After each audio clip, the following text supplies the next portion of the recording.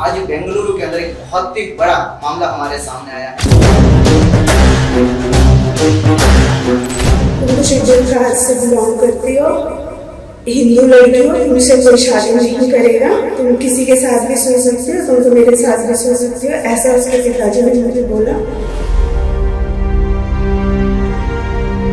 कि अगर तुम बिलाल से शादी करने की सोची भी तो तुम्हें अपनी जान से मरवा देंगे और तुम्हारे टुकड़े टुकड़े करवा देंगे। अगर तुमको शादी करना है तो पहले मुस्लिम कन्वर्ट होना पड़ेगा। इसको पक्का लव जिहाद का दर्जा देंगे। तो ये पूरा लव जिहाद का ही पूरा वो था और उसने मुझे इस कंडीशन पे लाके छोड़ दिया।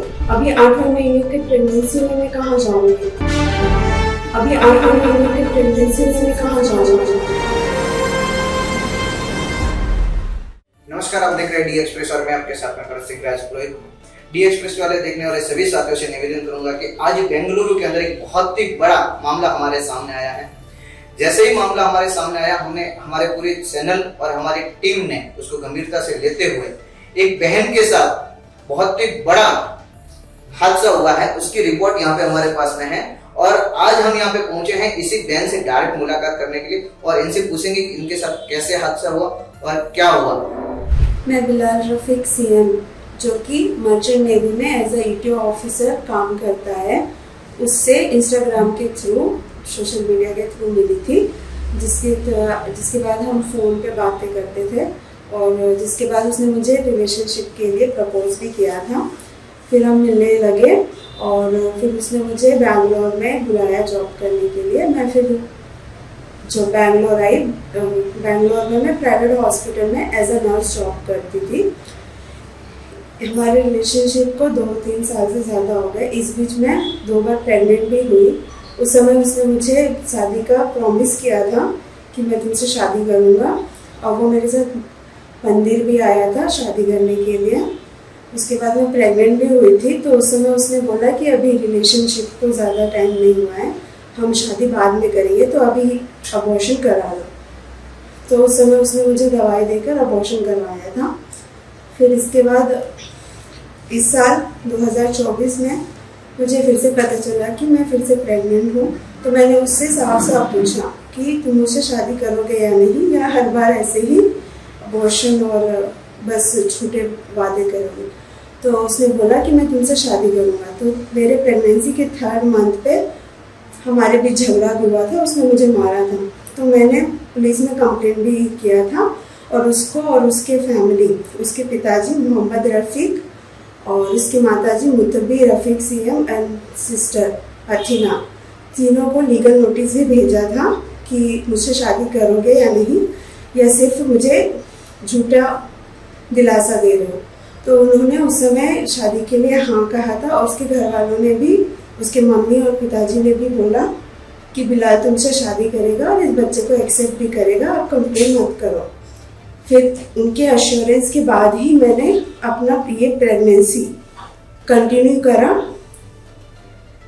ठीक, और शादी का तैयारी करने लगे, जिसके लिए उनका फैमिली का एक डिमांड था कि उनके मुस्लिम में लड़कियों को जॉब नहीं करना है। तो उन्होंने मुझे पहले कहा कि आपको जॉब छोड़ना पड़ेगा।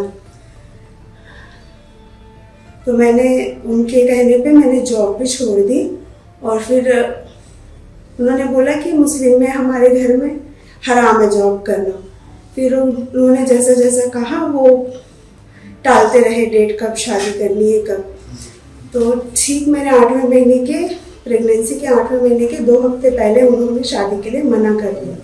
इससे पहले उन्होंने जो भी डिमांड रखा था एज अ सबून के तौर पे, मेरे घर वालों ने बिलाल को कैश भी दिया, मेरे भाई ने 40,000 का फ़ोन भी खरीद के दिया, एक सैमसंग का टैबलेट था वो भी दिया।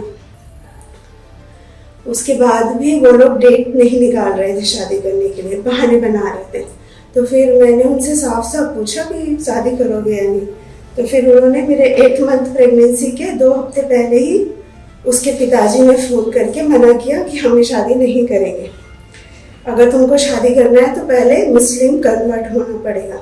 तो मेरे पिताजी ने बोला कि पहले मुस्लिम कन्वर्ट नहीं करेंगे, शादी करना है तो स्पेशल मैरिज एक्ट के अंडर पहले शादी करेंगे, उसके बाद आप जैसे भी रखना चाहें वैसे रख सकते हैं। तो उन्होंने बोला नहीं, पहले कन्वर्ट करना पड़ेगा मुस्लिम में।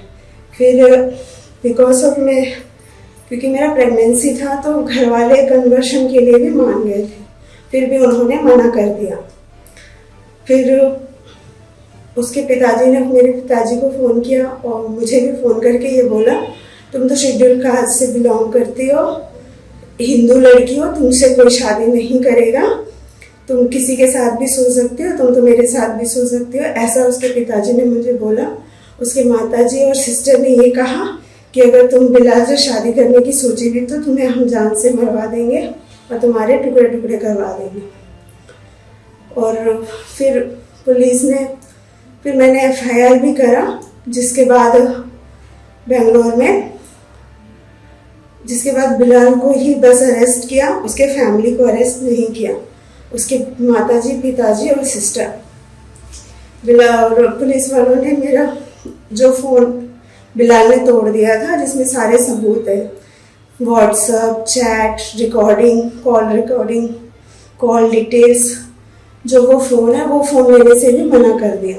और पुलिस ने मुझे पहले ये बोला था 7 अक्टूबर को कि हमने चारों अक्यूज को अरेस्ट कर लिया है, लेकिन उसके दूसरे दिन ही 8 अक्टूबर को पुलिस ने ये कहा कि सिर्फ बिलाल ही मिला, उसके घर वाले नहीं मिल रहे हैं।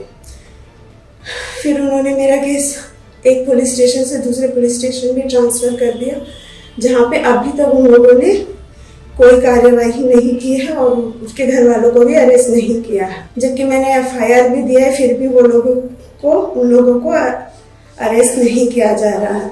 मैं घर पे अकेले कमाने वाली थी, जिसके कारण अब मेरे पिताजी मजदूर हैं, मेरे भाई पढ़ाई करता है।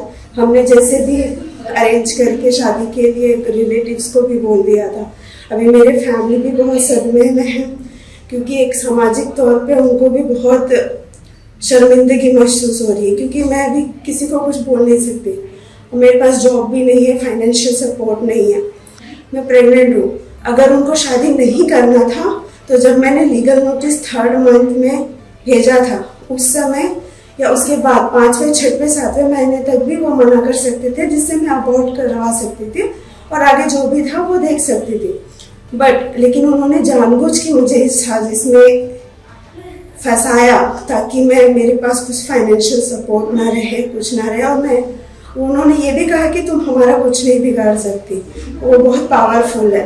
और उन्होंने सच में ही ऐसा किया। अभी मेरे पास कोई भी फाइनेंशियल सपोर्ट नहीं है, कुछ नहीं है, और मैं बस यही चाहती हूँ कि मुझे न्याय मिले और ऐसा किसी और हिंदू बहन के साथ न हो।